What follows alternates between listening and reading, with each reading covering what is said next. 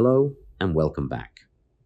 In our previous video, we configured the connection between N3uron's DNP client module and an RTAC controller using the DNP protocol.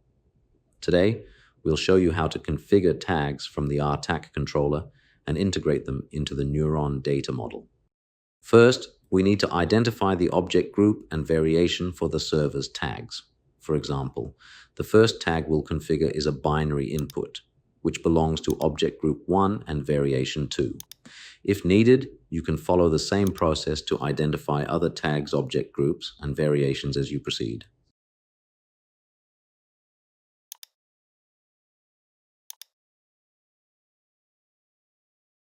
Let's get started with configuring the tags in N3uron.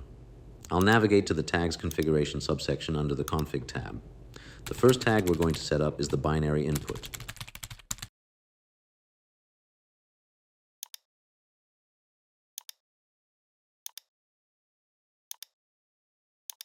I will enable the source for this tag and select the module type as DNP client and the module name as DNP client, just like we named the DNP client instance. I will also enter the device name, which is formed by the channel name, / and device name we configured earlier. In this case, it's RTAC / device. Next, I'll configure the remaining tag settings. These will be group 1, variation 2. If you're unsure about the variation, you can select variation 0 to let the slave device determine it automatically. I'll set the index to 0, select the field as value, and set the tag type to Boolean. This tag will be read only since it's used for monitoring. Next, we'll configure a binary output, which will be group 10, variation 2. The tag type will be Boolean, and it will have read and write permissions, allowing us to send commands to the RTAC controller. I'll set the field to value.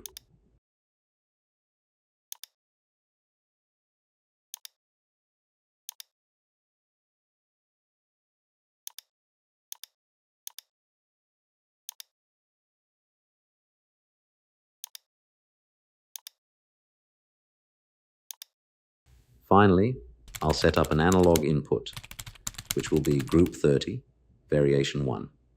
The index will be set to 0, the field to value, and the tag type to number.